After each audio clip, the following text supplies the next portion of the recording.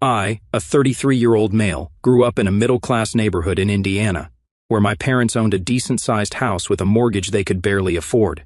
My dad, a 62-year-old male, worked construction, while my mom, a 58-year-old female, bounced between part-time jobs she'd quit whenever they became too stressful. From a young age, I knew money was tight. They never missed a chance to remind me how expensive I was to raise. My childhood was basically a masterclass in guilt. Every Target run for school supplies became a financial crisis. God forbid I needed new shoes because I outgrew the old ones. Meanwhile, my parents bought a 65-inch TV and new furniture the same month they told me they couldn't afford my $150 basketball camp fee. When I showed talent for art, they discouraged it as impractical. Artists starve, Dad would say, while dropping $300 on golf clubs he used twice. I pursued it anyway, working after school at the local print shop to buy my own supplies. The owner saw my designs and started letting me create flyers for local businesses, my first real taste of making money from my hobby. I remember one Saturday when Dad caught me working on a logo design instead of mowing the lawn. He stood in my doorway, arms crossed, and gave me the usual speech, that drawing crap won't pay the bills, son. 2 weeks later, I got paid $75 for that exact logo by a local coffee shop. I left the check on the kitchen counter where he'd see it. He never mentioned it. Mom was marginally better, but not by much. She'd occasionally acknowledge my talent with backhanded compliments like, "That's lovely, dear. Maybe you can do this on weekends after you get a real job in accounting." She collected those precious moments figurines, but somehow couldn't understand why someone would pay for art. After high school, I put myself through a state college design program. 4 years of working nights at a print shop while taking full course loads. My roommate's parents bought his textbooks. Mine sent me links to scholarship applications 2 weeks after the deadlines. My parents contributed exactly $0. They'd blown their college fund on a kitchen remodel the year before I graduated high school. They didn't even help me move into my dorm. My roommate's parents bought us a mini fridge, while mine texted to ask when I'd be sending my first check home. I wasn't even unpacked yet. The college years were brutal but educational, not just in design but in self-reliance. I learned to network, hustled for internships that my better-connected classmates didn't need, and built a portfolio while my peers were enjoying the full college experience. While they went to football games, I was designing menus for local restaurants at $15 an hour. Not great money, but better than nothing. By 27, I'd established myself as a freelance graphic designer in Chicago. I'd built a client base of small businesses and startups, making decent money but living frugally in a one-bedroom apartment in Logan Square. IKEA furniture, second-hand desk, but professional-grade design equipment. Priorities. I was dating Rachel, a 31-year-old female marketing manager I'd met through a client. She was a smart woman who understood my work and didn't mind that I sometimes pulled all-nighters to meet deadlines. Life was looking up. I was even saving for an engagement ring, though I kept that quiet. Then came the call that changed everything. Dad had fallen from a ladder while fixing the roof, shattering his leg in 3 places and fracturing his spine. The doctor said he'd never work construction again. No disability insurance, minimal health coverage, and a mortgage they were already struggling to pay. Because why have safety nets when you can just rely on your kids, right?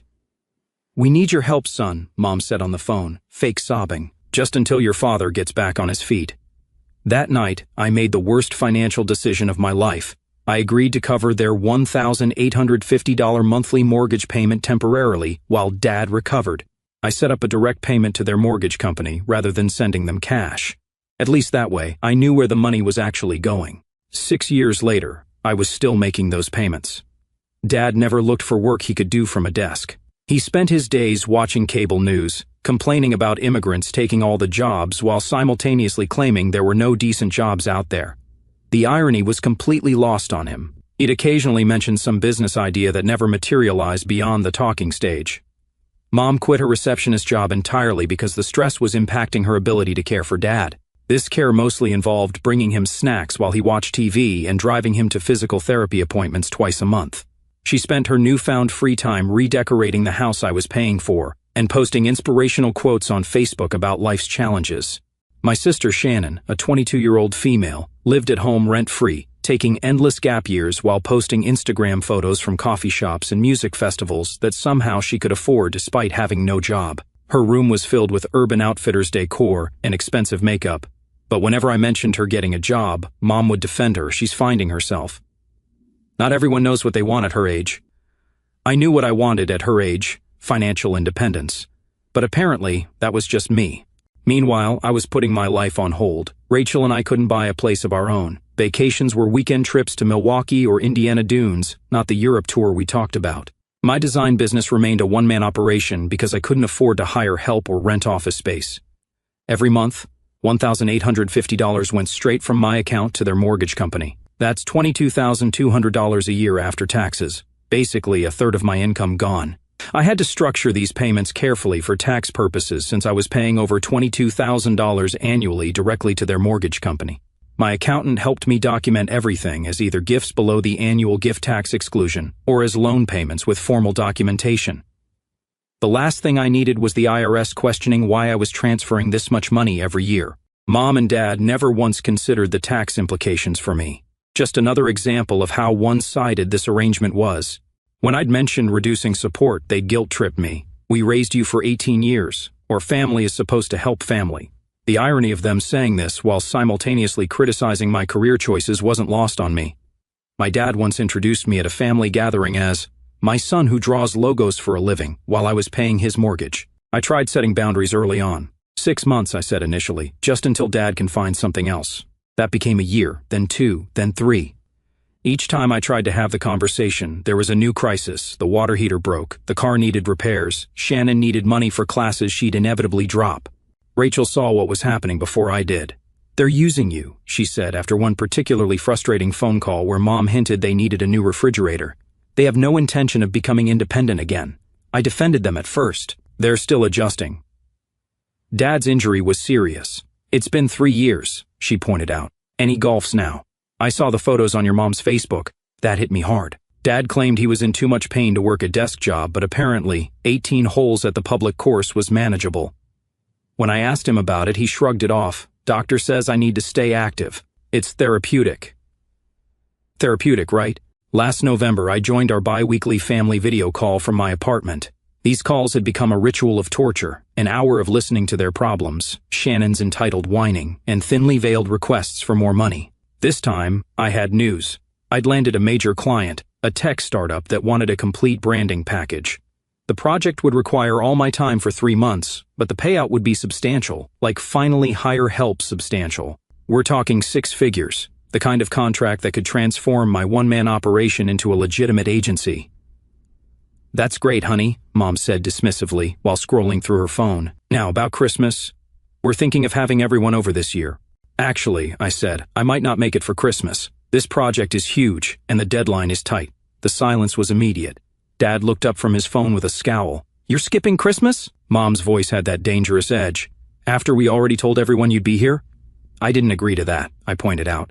"And I need to focus on this project. It could be game-changing for my business." "Your little drawing hobby isn't more important than family," Dad muttered, not even looking up from his phone.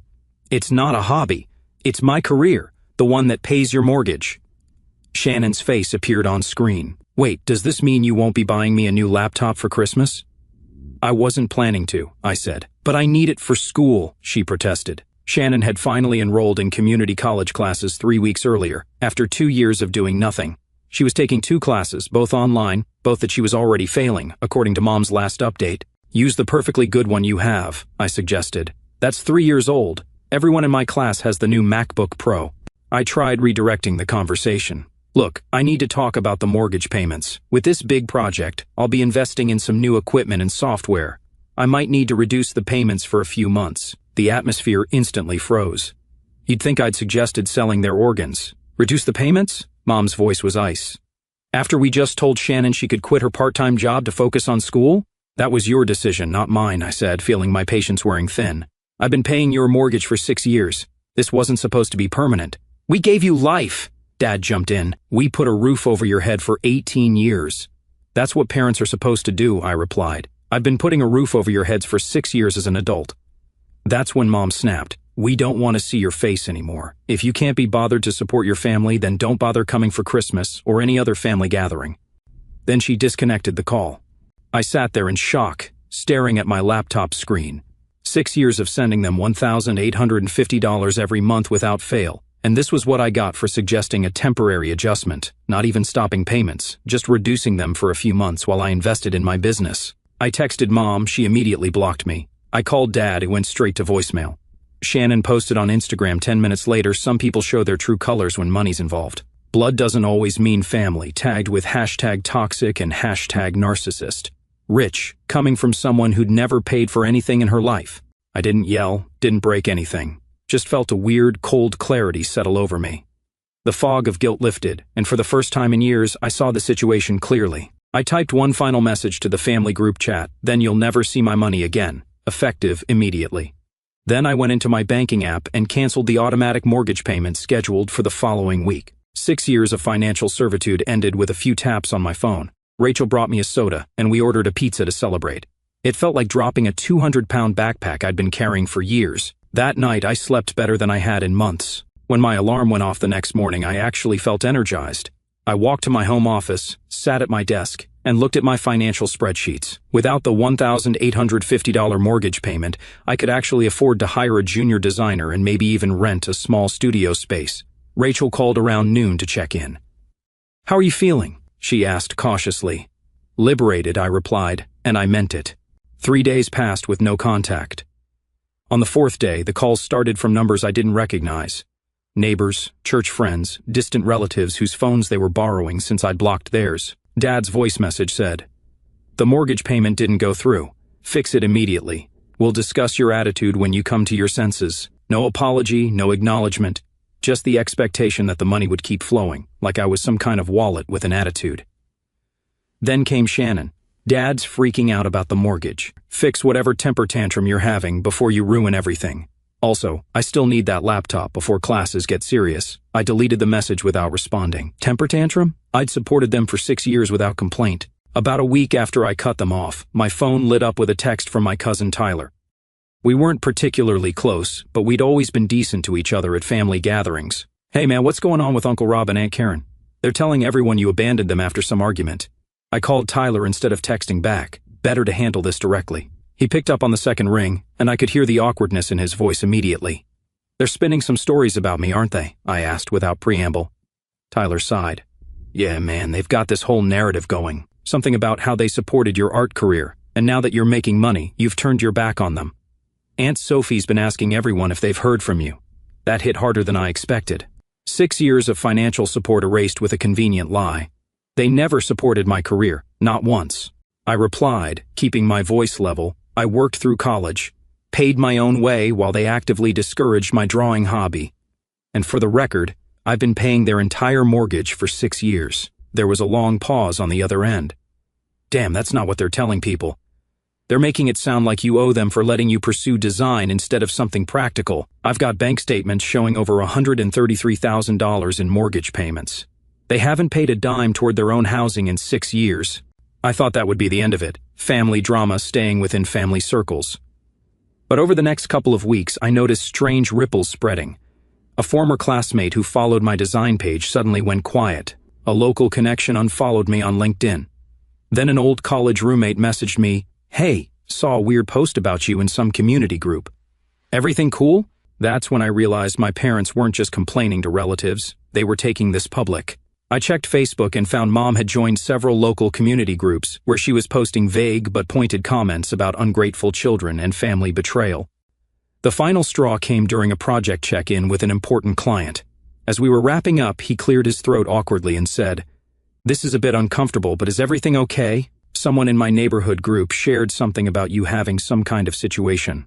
Their smear campaign was bleeding into my professional reputation, my actual livelihood. The idea that I could lose clients because my mother was playing the martyred parent online pushed me past my breaking point. By the end of the month, I had a complete picture of their fabricated narrative. According to family sources, I was an ungrateful son who'd succeeded thanks to my parents' sacrifices, only to abandon them in their time of need. They'd conveniently erased the 6 years of mortgage payments and the fact that I'd never missed a single one until they explicitly told me not to come around anymore. Mom had been particularly busy. She'd posted tearful Facebook updates about family betrayal without naming me directly, but everyone knew who she meant. She'd told her church group I was having a mental breakdown and needed prayer. She'd even called my old college roommate, asking if I'd shown signs of instability back then. The roommate called me immediately. "Dude, your mom's trying to build a case that you're mentally ill. What the hell is going on?" I decided to document everything. I started a spreadsheet with dates, names, and exactly what was said. When people called to confront me about abandoning my family, I calmly asked questions. Did they mention I've been paying their mortgage for 6 years? The responses were telling. Most had no idea about the financial support. Some didn't even know about Dad's injury from 6 years ago. In their version, he'd just recently been injured, and I'd immediately cut them off. Then came the Thanksgiving dinner incident. My Aunt Nancy called to invite me, mentioning casually, "Your parents understand if you can't make it." "Did they tell you not to invite me?" I asked directly. Her hesitation told me everything. "They suggested you might be uncomfortable around family right now." Later that day, Shannon texted me a photo of the entire family gathered around Thanksgiving dinner. "Look what you're missing by being a selfish expletive," she wrote. In the background, I could see the dining room I'd literally paid for them to keep. That was when any remaining guilt vanished. They weren't just cutting me off emotionally, they were actively working to turn everyone against me while still benefiting from years of my financial support. Rachel saw me staring at my phone and took it from my hands. "That's it. We're going out. These people don't get to ruin your holiday." We hit a sports bar, watched football, and ate wings. The best Thanksgiving I'd had in years. I realized simple financial separation wasn't enough.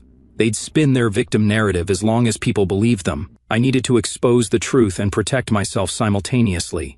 First, I gathered evidence. I downloaded 6 years of bank statements showing every mortgage payment I'd made, over $133,000 total. I found old text messages where they demanded money, emails where I'd mentioned reducing support only to be guilt-tripped, and social media posts where they bragged about renovations to a house they couldn't afford.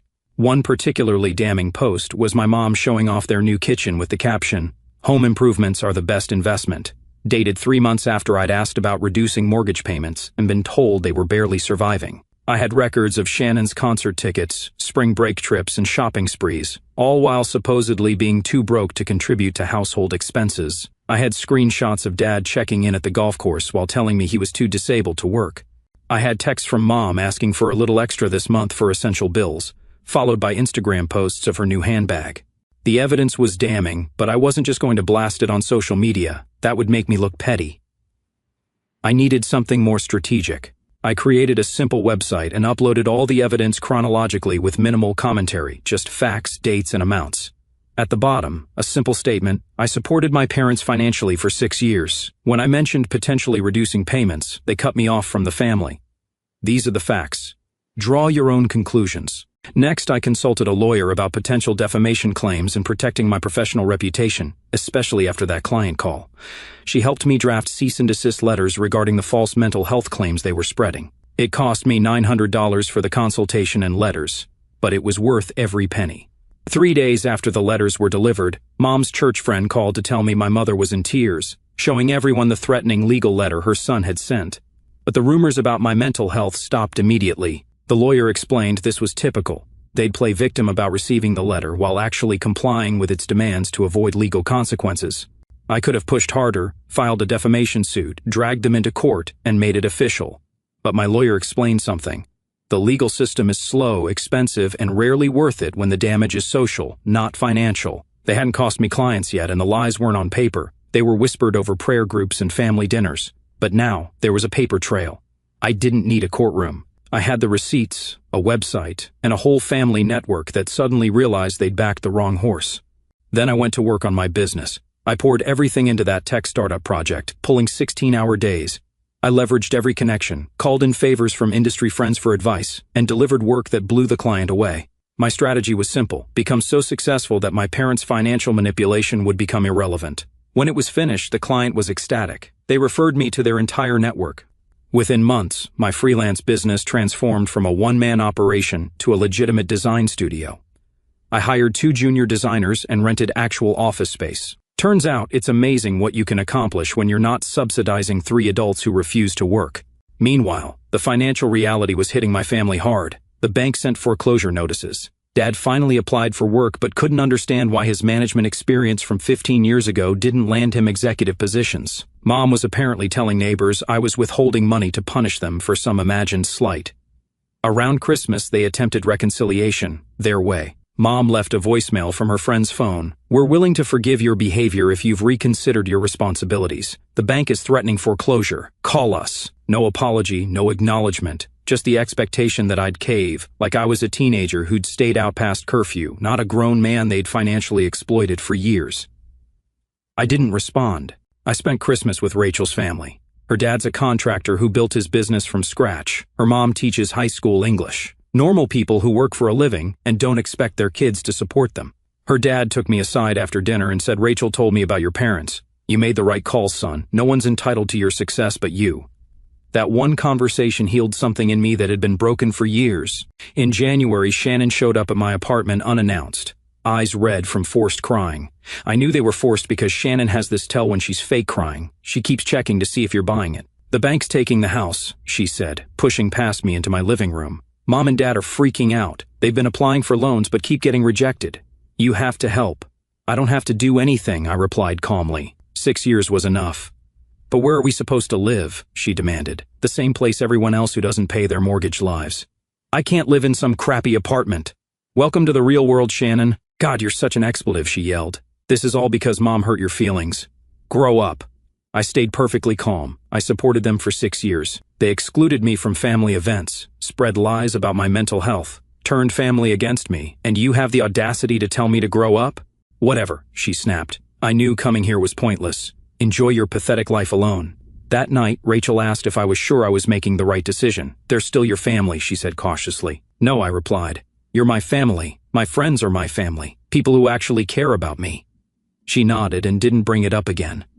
By February, the situation had reached critical mass. The foreclosure was proceeding. Dad had found part-time work at a hardware store but was already complaining about his incompetent manager, who was half his age. The guy was probably 35. Mom had started an Etsy shop selling overpriced crafts that no one was buying. Shannon was working at a clothing store at the mall and, according to social media, hating every minute of it. Then came the desperate moves. Dad used my uncle's phone to leave me a voicemail. "Son, we're being evicted next month. Your mother's having anxiety attacks. Shannon might have to drop out of school to work full-time. Is that what you want?" I didn't respond. The fact that their first concern was Shannon potentially having to work full-time, like most adults do, told me everything about their priorities. "Mom somehow got Rachel's work email. Please tell Jason his father and I are looking at homeless shelters. Is he really going to let his own parents end up on the street? What kind of man have you gotten involved with?" Rachel forwarded it to me with a single comment. "The manipulation is next level." I checked county records online. They hadn't made a single mortgage payment since I stopped. Not one, despite Dad's job, despite Shannon working, despite Mom's Etsy shop. They'd made zero attempt to keep their home, apparently betting everything on me caving eventually. Then came the coordinated family pressure. Aunts, uncles, cousins I hadn't spoken to in years suddenly had opinions about my responsibility to my parents. Most had fallen for the narrative that I'd abandoned them out of nowhere. My cousin David, who works in construction like my dad used to, called me up. "Man, I get that family can be tough, but these are your parents. What happens when you have kids someday? You want them thinking it's okay to ditch you when you're old?" "David," I replied, "I paid their mortgage for 6 years. Would you do that?" "Well, no, but..." Then we have nothing more to discuss. Then my mom's brother, Uncle Steve, called me at work. "Your mother's in the hospital," he said gravely. "Anxiety attack so severe she collapsed. The doctor says it's stress-related. They might lose everything, and now her health is failing. You need to make this right." I felt a moment of genuine concern before my instincts kicked in. "Which hospital?" I asked. I called the hospital 5 minutes later. I'd confirmed no patient by my mother's name had been admitted in the past week. The manipulation had reached new levels. They were now faking medical emergencies. That night, I launched the website. I didn't announce it, didn't need to. I simply sent the link to Uncle Steve with the message, "Before you call me with more lies, check this out." The website was clean, minimal, and devastating in its simplicity. Just a timeline with evidence, bank statements showing years of payments, text messages showing their demands and my acquiescence, social media posts showing their lies. Uncle Steve must have shared the site because within 24 hours my phone was blowing up with messages from family members, many apologizing for believing my parents' stories. According to Uncle Daniel, half the people at Mom's church stopped talking to her. The same women she cried to about her ungrateful son with mental health issues now saw the receipts in black and white. One even commented, "You never mentioned your unstable son paid your mortgage for 6 years. The fake victim halo smashed to bits." Mom tried claiming the website was taken out of context, but it's hard to spin timestamps in bank statements. The family narrative shifted literally overnight. Suddenly, relatives who'd been guilt-tripping me were asking how they could help my parents transition to independence. The church members who'd been praying for my mental health were now offering my parents advice on budgeting and downsizing. The social isolation they'd tried to inflict on me had boomeranged back spectacularly. One weekend, I received a text from a number I didn't recognize. "We need to talk." "It's your father," I called back. "What do you want?" I asked when he answered. "We're being evicted next week," he said, his voice devoid of the usual authority. "Daniel won't take us in. No one will. Shannon's staying with a friend from work but can't keep her there. We have nowhere to go." "That sounds like a personal problem," I replied, surprised at how little I felt. "Son, please, we're desperate. You said you didn't want to see my face anymore, so I took it literally and financially." Silence on the line. "But anyways, here's what's going to happen," I continued, the plan forming as I spoke. "You and Mom are going to write a formal apology acknowledging everything, the money I provided, the lies you spread, the family events you excluded me from. You're going to send it to every single person you lied to. Jason, be reasonable. I'm not finished. Once that's done, I'll consider, and I stress consider, helping you find a small apartment. Not paying for it indefinitely, just helping with the security deposit and first month's rent. You'll both need to get jobs, real jobs, not your Etsy shop or part-time cashiering, and you'll need to take down any social media posts about me. And Shannon, she called me an expletive to my face and has been posting lies about me for months. She gets nothing, more silence. Those are my terms. Take them or leave them. Your mother won't like this, not my problem. You have 24 hours to decide." I briefly considered with my lawyer whether I had any equity claim on their house after directly paying the mortgage for 6 years. She explained I could potentially make a case since I'd paid into the property directly rather than just giving them cash, but pursuing it would mean staying entangled with them through a lengthy legal process. The freedom from cutting ties completely was worth more than whatever fraction of their house equity I might recover. Clean breaks don't come with strings attached. The next day, I received an email from both parents with the subject line, "Our apology." Attached was a letter acknowledging everything. They'd already forwarded it to the extended family and their church group. It was clearly written through gritted teeth, but it hit all the points I'd demanded. I forwarded it to Uncle Daniel with a simple message, "Verification needed." He called an hour later. "They actually did it," he confirmed, sounding impressed. "Your mom was crying at church yesterday, admitting everything. Your dad's applied for full-time positions at 5 different places. It's like they finally hit rock bottom." "Rock bottom is where change happens," I said, remembering something my first design mentor told me when I was struggling to find clients. "Sometimes you need to lose everything to realize what you actually need." I kept my word. I helped them find a small 2-bedroom apartment in a decent enough area and paid the deposit and first month's rent. I made it clear this was a one-time gesture, not a return to the old arrangement. My lawyer drafted a properly structured gift agreement that they both signed, acknowledging this was a one-time payment with no expectation of future support. The agreement stated in plain English, any future claim that I'd promised ongoing support, verbally, online, or through relatives, would trigger full repayment with interest. My lawyer called it the no BS clause. On the day they moved out of the foreclosed house, Shannon texted me, "Happy now? We're living in a crappy apartment because of you." I replied with a single screenshot showing $133,000 in mortgage payments I'd made over 6 years. She didn't respond. 1 year later, my design studio has grown to a team of 5. We've moved into larger offices downtown. Rachel and I bought a condo with a view of the lake. We're planning a wedding in Bali next spring. No family invited.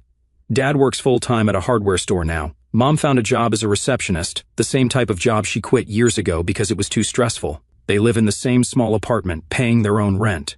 Shannon dropped out of community college and works retail, sharing an apartment with 3 roommates. According to her Instagram, she's dating some guy in a band and still posting occasional cryptic messages about toxic family members that get fewer likes each time. They occasionally send carefully worded messages, birthday wishes, holiday greetings, always with subtle hints about reconciliation that I ignore. Uncle Daniel keeps me updated on their situation, more out of courtesy than because I ask. Dad apparently still complains about his job but shows up every day. Mom has joined some church group that's helping her heal from family trauma. The irony is astounding. Last month, Mom sent a text, "We're having a small family dinner next weekend. Everyone would love to see you." I didn't respond. 2 days later, Shannon tried. "Mom's really making an effort with this dinner. You could at least show up." I blocked her number. My life is finally my own.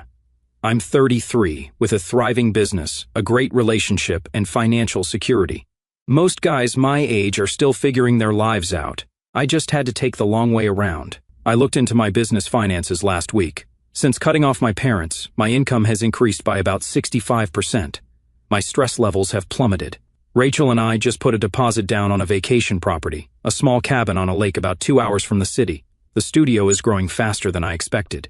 We just landed a contract with a mid-sized tech company that could potentially double our revenue this year. I've hired 2 more designers and an account manager. Last week I got a letter in the mail, actual mail. It was from Dad, handwritten. "Son, I know I have no right to ask anything of you," it began. "But I wanted you to know I'm proud of what you've built. Your mother doesn't know I'm writing this. She still thinks you'll come around eventually and things will go back to how they were. I know better. I see the man you've become, despite us, not because of us. I'm sorry." I read it twice, folded it, and dropped it in my drawer. No response needed. It doesn't change anything, just a footnote. Every morning they wake up in that tiny apartment, clocking into jobs they think are beneath them. They're reminded of what they threw away,